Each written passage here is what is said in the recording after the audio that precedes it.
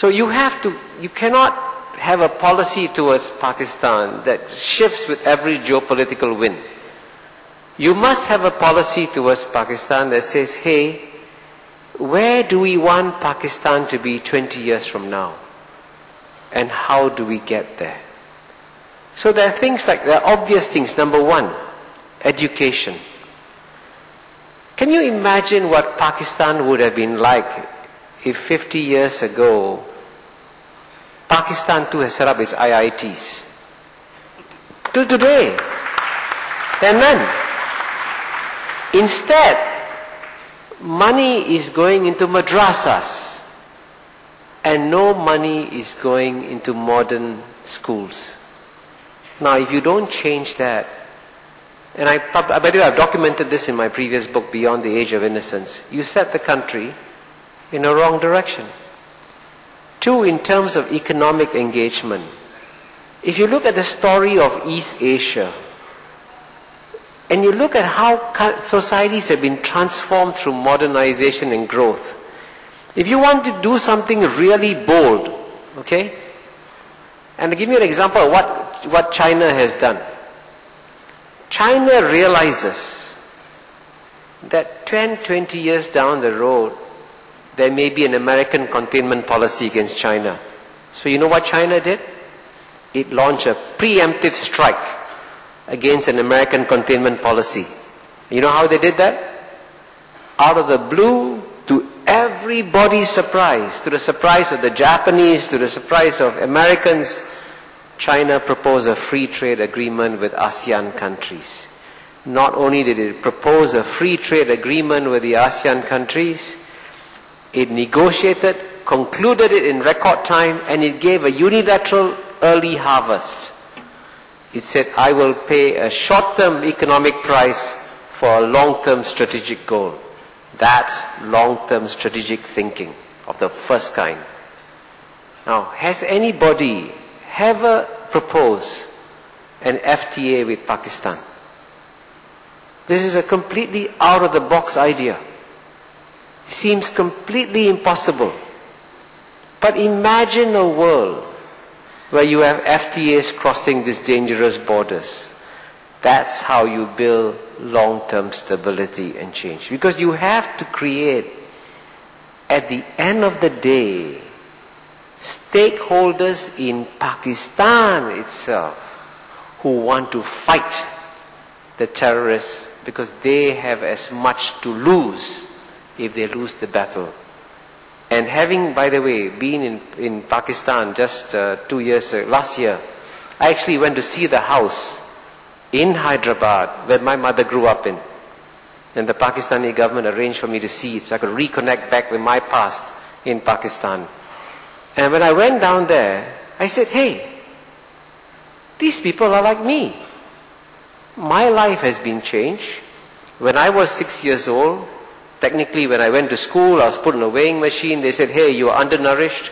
We have to put you in a special feeding program. I had to drink wards of milk from a bucket because I was undernourished at the age of 6.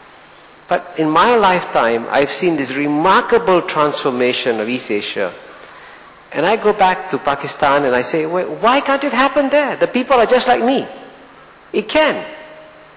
But for Pakistan to transform itself, I suggest to you that you need a coordinated program where America, China, India sit down and say, hey, this is a common strategic problem we face.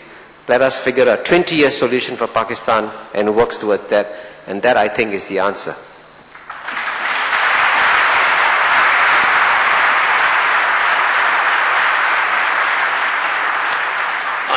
I certainly agree 100% with that, and I think that's wisdom. I can report some good news and some bad news from Washington. The good news is that essentially this integrated long-term approach has been adopted not by the administration, in a sense they're no longer thinking, they're just looking for retirement. But the Democrats in Congress, plus actually some Republicans in Congress, have for 2 years now been seriously thinking through Pakistan. And the result has been a bill called the Biden-Lugar bill. which will have to be reintroduced since Biden will no longer be a senator. He'll be vice president. But this takes a long-term integrated approach to Pakistan. It does two things. It offers military assistance to the degree that Pakistan actually uses that assistance to fight terrorism in Pakistan. That is the Northwest Frontier and Fata problem. And secondly, it provides unconditional economic and social assistance for education, for society, development projects, for a multi-year period. In other words, there's a carrot and there's a stick. The carrots are greater economic aid targeted to developmental purposes, the kind of things Kishore mentioned.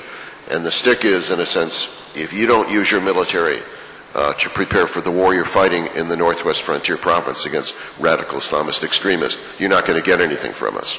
Now, the negative side of all of this, really two, and I certainly agree with Kishore's point that this has to be a U.S., China, Europe, maybe even the Saudis and India partnership to sort of rescue Pakistan from the worst possible fate. The negative side is that the Chinese, while they're concerned about Pakistan, they're particularly concerned about radical Muslims being trained in Pakistan and going back to China. They seem to be shy about actually telling the Pakistanis anything. And they expect the Americans to be the ones who lecture Pakistan. Well, we do that, but they really need to hear this. They need to hear this from the Chinese. The Saudis, I'm not so sure about one way or the other. But the other negative side is that, and I published a book on Pakistan in 2004. And I raised the possibility, but it's something I don't want to contemplate, that it may be too late for Pakistan. In a sense, if you're doing strategic policy, there may be some problems which never get fixed, and you therefore can hypothesize a Pakistan that continues to deteriorate with nuclear weapons, with rising Islamic extremism in Pakistan. And the book argues that this may be the last chance to fix Pakistan. The fortunate thing is that there's a lot of Pakistanis who don't want to see it go under or become a radical state or break up. In a sense, it has to be a coalition between sensible Indians, Americans, Europeans, and Pakistanis. And I think now you see the bifurcation of Pakistan, where it's inconceivable that the senior leadership, Zardari and PPP people, would have any knowledge or any support for what happened. But it's perfectly conceivable that elements of the Pakistani state or non-state actors planned it out and did this and doing other things as well. So it's a critical time for Pakistan. I think the Indians can play a special role here. In a sense, you have to have a national debate, not framed in what we do because of Bombay, but where you want to see Pakistan in 20 years. That's exactly the way to put it. What kind of Pakistan do you want to have as a neighbor 20 years from now? And I think that's something the Indians have to do themselves. Thank you, Professor Cohen.